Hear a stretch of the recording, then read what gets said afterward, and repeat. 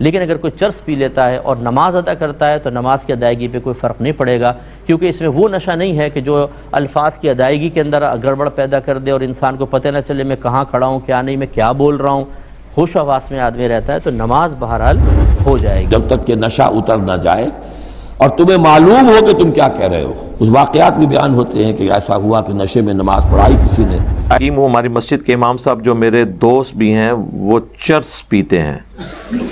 ہاں،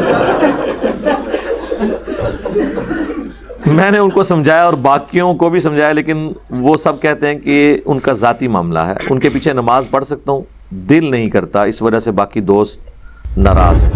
السلام علیکم ورحمۃ اللہ وبرکاتہ۔ تو کیسے ہیں آپ سب لوگ؟ امید ہے ٹھیک ٹھاک ہوں گے، خیریت سے ہوں گے، مزے میں ہوں گے۔ تو آپ دیکھ رہے ہیں یوٹیوب چینل اسلامک پرسکرپشن اور میں ہوں سید محمد علی حمزہ، اور آج کی ویڈیو کا جو ہمارا ٹاپک ہے وہ یہ ہے کہ نشے کی حالت میں نماز پڑھنا کیسا ہے، چاہے وہ کسی بھی چیز کا نشہ ہو، شراب کا ہو، چرس کا ہو، یا کسی بھی نشہ آور چیز یا جو نشہ دیتی ہو، وہ نشے کی حالت میں نماز پڑھنا کیسا ہے، کیا معاملات ہیں اس کے۔ تو چلیے علماء کرام سے جاننے کی کوشش کرتے ہیں۔ تو سب سے پہلے ہمارے ساتھ جو موجود ہیں مفتی اکمل صاحب موجود ہیں، تو ان سے ان کا موقف سنتے ہیں کہ وہ کیا کہتے ہیں اس حوالے سے۔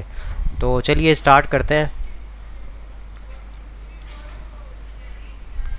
شروع کرتے ہیں، لے لیتے ہیں۔ السلام علیکم۔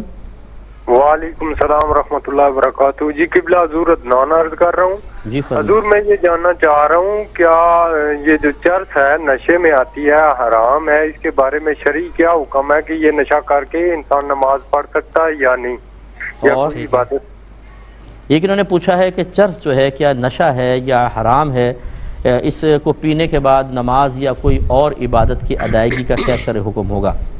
ٹھیک لیکن ہے۔ سب سے پہلے سمجھ لیں کہ نشہ ایک کیفیت اور حالت کا نام ہے، کہ جب یہ حالت اور کیفیت ہم پر طاری ہوتی ہے تو بالکل اس کی صحیح کچھ ہے، علامات ظاہر ہوتی ہیں۔ بالکل مثال صحیح کے طور پہ مطلب اگر عورت سامنے کھڑی ہو تو یہ نہ پتہ چلے کہ یہ ماں ہے، بہن ہے، بیوی ہے، بیٹی ہے یا اجنبی عورت ہے، زمین آسمان آسمان زمین لگے، زبان لڑکھڑانے لگے، یعنی کہ عورت کے مطلب فرق آپ کو پتہ نہ چلے، ماں ہے، بہن ہے، مطلب نشہ یہی ہے کہ آپ کو فرق پتہ نہیں چلتا اس چیز کا کہ کون کھڑا ہوا ہے، کس سے بات ہو رہی ہے، کیا ہے معاملات۔ تو یہ نماز ہو جائے گی، مفتی اکمل صاحب کا موقف آپ نے سن لیا، نماز ہو جائے گی چرس پینے والے کی بھی، کیونکہ اس کا نماز، کیونکہ اس کا نشہ اس طرح کا نہیں ہوتا کہ آپ کی جو ہے نماز نہیں ہوگی۔ یہ مفتی اکمل صاحب کا موقف آپ نے سن لیا ہے۔ تو ہمارے ساتھ آپ موجود ہیں، تو چلتے ہیں ڈاکٹر اسرار احمد صاحب کی طرف، وہ کیا کہتے ہیں اس حوالے سے۔ تو شروع کرتے ہیں۔ یا ایھا الذین آمنوا لا تقربوا الصلاۃ وانتم سکارا، اہل ایمان نماز کے قریب نہ جاؤ اس حال میں کہ تم نشے کی حالت میں ہو۔ اب یہ وہ سورہ بقرہ میں جو آیا تھا یسألونک عن الخمر والمیسر، اس کا اگلا قدم آ گیا کہ اس کے اندر جو خباثت ہے، شناعت ہے، جو برائی کا پہلو ہے، اس کو ایک مرتبہ اور اجاگر کیا۔ بالکل صحیح۔ یا ایھا الذین آمنوا لا تقربوا الصلاۃ وانتم سکارا حتی تعلموا، جب تک کہ نشہ اتر نہ جائے اور تمہیں معلوم ہو کہ تم کیا کہہ رہے ہو۔ اس واقعات بھی بیان ہوتے ہیں کہ ایسا ہوا کہ نشے میں نماز پڑھائی کسی نے، اس لیے کہ شراب ابھی حرام مطلق تو ہوئی نہیں تھی، تو اس میں قل یا ایھا الکافرون لا اعبد ما تعبدون، اس کی بجائے اعبد ما تعبدون، میں بھی بندگی کرتا ہوں اسی کی جس کی تم کرتے ہو، تو وہ تو کفر ہو گیا۔ تو اس پر خاص طور پر یہ آیت نازل ہوئی، حتی تعلموا ما تقولون، جب تک کہ تم سمجھ نہ رہے ہو شعور کے ساتھ کہ تم کیا کہہ رہے ہو۔ اب اس میں ایک اشارہ ادھر بھی ہو گیا، بے سمجھے نماز پڑھنا بھی ایسا ہی ہوا پھر، یعنی یہ کہ جو روکا جا رہا، ایک تو مدہوشی کی وجہ سے سمجھ میں نہیں آ رہا اور غلط سلط پڑھ رہے ہیں، اور ایک سمجھتے ہی نہیں۔ قرآن کہہ رہا ہے حتی تعلموا ما تقولون، تمہیں معلوم ہونا چاہیے کیا کہہ رہے ہو تم۔ اب جنہیں قرآن مجید کے معنی نہیں آتے، نماز کے معنی نہیں آتے، انہیں کیا پتہ ہے کیا کہہ رہے ہیں۔ ولا جنبا الا عابری سبیل حتی تغتسلوا، اسی طریقے اگر تم حالت جنابت میں ہو، اگر اپنی بیویوں سے تم نے وہ تعلق قائم کیا ہو، مباشرت کی ہو، یا یہ کہ اور کسی اور طرح کی اسی کوئی احتلام وغیرہ کی شکل ہو گئی ہو، تب بھی تم نماز کے قریب نہ جاؤ حتی تغتسلوا، جب تک کہ غسل نہ کر لو۔ ٹھیک ہے، آپ کو یہ ڈاکٹر اسرار احمد صاحب کا موقف آپ کے سامنے پیش کر دیا۔ وہ کہتے ہیں کہ نشے کی حالت میں جو ہے شراب کی جو آیت آئی تھی کہ جب تم نشے کی حالت میں ہو، جب آپ کو پتہ نہیں چل رہا ہو پڑھتے وقت آپ کیا پڑھ رہے ہیں اور آپ کو سمجھ آ رہا ہے نہیں آ رہا، تو یعنی بے خیالی جو دماغی ہو جاتی ہے، مطلب پتہ نہیں ہوتا انسان کو میں کیا کر رہا ہوں نشے کی حالت میں، تو اس سے منع کیا گیا ہے۔ اگر وہ ہوش و حواس میں ہو اور مطلب اس کو پتہ ہو میں کہاں پر کھڑا ہوں، کیا پڑھ رہا ہوں، تو تب اس کی حالت میں جائز ہوگا۔ بہرحال یعنی کہ اس کی نماز ہو جائے گی. تو چلیے ہمارے ساتھ اسرار احمد صاحب کا موقف ہم نے سن لیا. اب ہمارے ساتھ موجود ہیں انجینئر صاحب, ان کا بھی موقف سن لیتے ہیں تھوڑا سا اس حوالے سے وہ کیا کہتے ہیں. تو ویڈیو کو اسٹارٹ کرتے ہیں. حکیم ہوں ہماری مسجد کے امام صاحب جو میرے دوست بھی ہیں وہ چرس پیتے ہیں.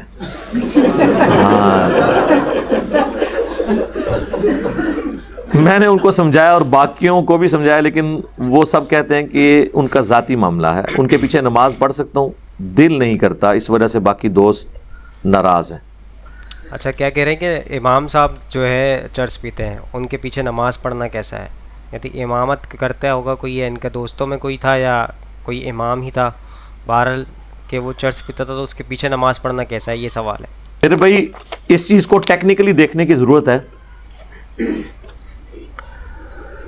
آپ کا دل ان ائمہ مساجد کے پیچھے نماز پڑھنے کو کرتا ہے جو جھوٹی روایتیں, جھوٹی حدیثیں نبی علیہ السلام کی طرف منسوب کر رہے ہیں, تو میجارٹی کر رہے ہیں سارے. اور بخاری اور مسلم دونوں میں حدیث ہے, جس نے میری طرف جھوٹ منسوب کیا وہ اپنا مقام جہنم میں دیکھ لے. بالکل ایسا ہی ہے. یہ جہنمیوں والی اپروچ کرنے والے علماء تو لاکھوں کی تعداد میں ہمارے ممبروں پہ بیٹھے ہوئے ہیں. اس وقت آپ کا یہ جو نازک دل ہے کیوں نہیں بھٹکتا, یہ پھڑکتا کیوں نہیں اندر کہ ان کے پیچھے ہم نمازیں پڑھ رہے ہیں؟ اب ہماری ویڈیوز کے بعد تو آپ کو ان کے کردار, عقائد و نظریات کھل کے سامنے آ چکے ہیں.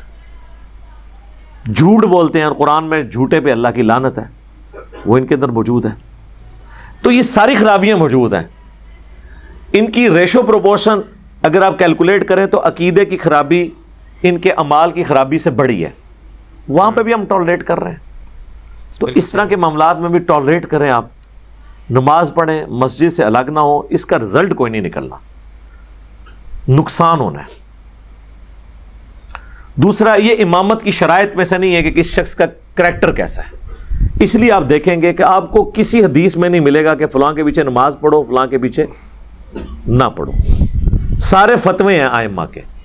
فتوے ہوتے ہی اس وقت ہیں جب قرآن اور سنت اس معاملے میں خاموش ہو. خاموش اسی لیے کہ اسے اجتہاد کے اوپر چھوڑا گیا. بالکل صحیح ہے کہ بھئی اگر تیرا کوئی بہت زیادہ تیرا مسئلہ ہے تو ٹھیک ہے, دوسری مسجد میں چلا جا, لیکن اسے حکم نہیں دیا گیا کہ آپ نے مسلمانوں کی جمعیت سے الگ ہونا ہے. اس چیز کی اسلام میں اجازت نہیں ہے. صحیح مسلم میں 4 شرائط آئی ہیں امامت کی. نمبر 1, جس کے پاس قرآن کا سب سے زیادہ علم ہو. جب ہم قرآن کے علم کی بات کرتے ہیں وہ کہتے ہیں جی قرآن کے علم سے مراد یہ کہ عمل بھی ہو. تو عمل تو اللہ کے فضل سے مفسرین قرآن بھی کوئی نہیں کر رہے ہیں. تو سارے پہلے ٹیسٹ میں ہی آپ کے سارے جتنے مفتی اعظم ہیں یہ بھی فیل ہو جائیں گے, جو کہانیاں کروا رہے ہیں. یہ بھی چھوٹے تو چھوڑ دیں, چھوٹے تو ان کی عبادت کر رہے ہیں, جو آلیہ ہیں ان کے چھوٹے چھوٹے بنے ہوئے گاڈز. بالکل صحیح ہے. ان کے عقائد خراب ہیں تو آگے کہاں چلیں گے؟ اچھا اس کے بعد, لیکن وہ اندھوں میں کانے ہیں نا جی, جس طرح کی عوام ہے اس طرح کے وہ اوپر ہیں بیٹھے میں.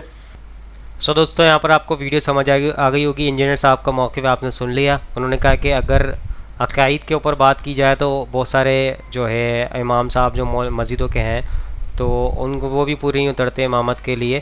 تو شرائطوں کے اندر سے یہ نہیں ہے شرائط کہ آپ جو ہے اس کے کسی کے پیچھے نماز نہیں پڑھ سکتے, یعنی سب جگہ آپ نماز پڑھ سکتے ہو. یعنی ان کے موقف کے مطابق ٹولرنٹ کریں آپ, یعنی کہ آپ جو ہے ان کے پیچھے نماز پڑھ رہے ہیں. مسجدوں سے علیحدہ نہ ہوں, جو مسجد ہیں ان کے حساب سے آپ نماز پڑھیں.